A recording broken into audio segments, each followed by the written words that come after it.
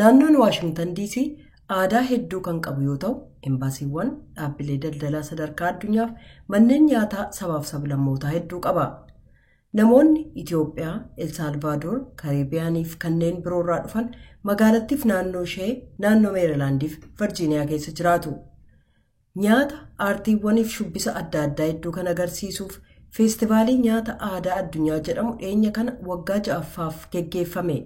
Sagantaan kun naannoo Waashingtanitti ayyaana nyaata aadaa manaan alatti dirree irratti geggeeffamu isa guddicha.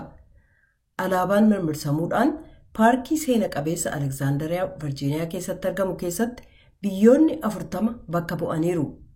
Sagantaa kana irratti biyyoonni Afrikaa kanneen akka Naayijeeriyaa, Keeniyaa, Ruwaandaa fi Itoophiyaa hirmaataniiru. Taayilaand, Libaanoon, Jamaayikaa fi El Salvaadoor keessaallee irratti argamaniiru. Hooggantuun sagantichaa Koriinaa Sarbaaneskoo akka jedhanitti ayyaanni kun waa'ee aadaa adda addaa baruuf carraa namaa kenna. Naannoon Waashingtan namoota biyyoota hedduurraa ta'an qabaattus namoonni nyaata dabalatee waa'ee aadaa walii quban qabanii jedhan. Abbaan qabeenyaa mana nyaataa Istaanbul Kitchen kan Makliin Virjiiniyaa keessatti argamu Fariid Ooskaan nyaata Turkii kanneen akka lukkuurraa hojjetamu kan Chicken Borek jedhamu kuduraaleef baaduu qooraarraa hojjetamaniif daabboo aadaa Turkii dabalatee daawwattootaaf dhandhamuuf kennaafii turan. Waashingtan irraa akka ta'an Deevid Hoolum foon sangaarraa kan hojjetamu nyaata Borek jedhamu innaan dhandhamu waggoota hanga tokko dura boqonnaadhaaf gara Turkii dhaqee isan ture na yaadachiisee waanuma biyya sanatti deebi'e natti fakkaatee jedhan.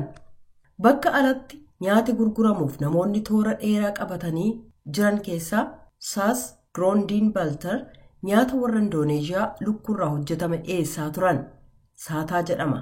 Saataan nyaata Indooneeziyaa kafoon mi'eessituun wal makamee waadamerraa hojjetama.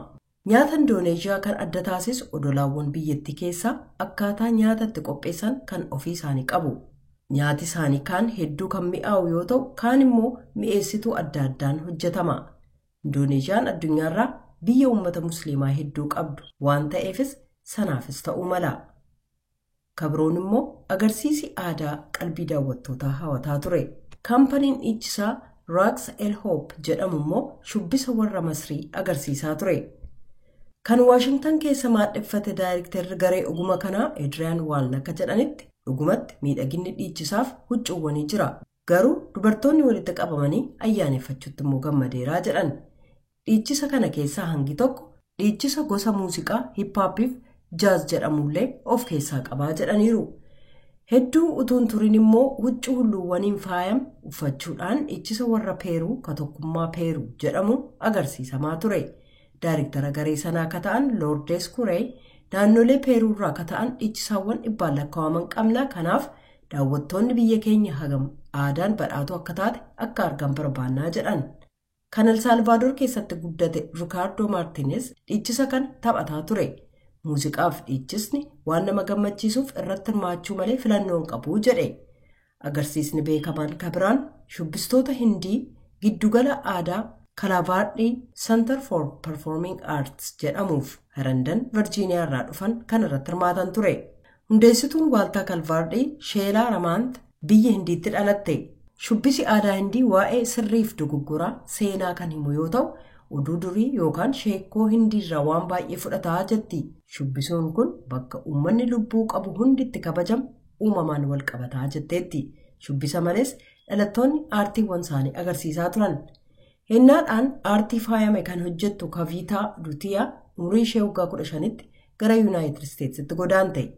Hennaadhaan harkaaf miila faayuun aadaa dullachaa jechuudhaan harka shamarree tokko irratti bifa faaya bunaa qabuun aartii hojjechaa turte. Hennaadhaanaaf gammachuunaaf kennaa jette. Ayyaana kanarratti meeshaawwan adda addaa naannoo addunyaarraa dhufantu agarsiifamaa turan. Qophiin Ameerikaaf uummata ishee kanarraa kanumaa torban qophii biraan hanga walitti deebinutti nagaatti.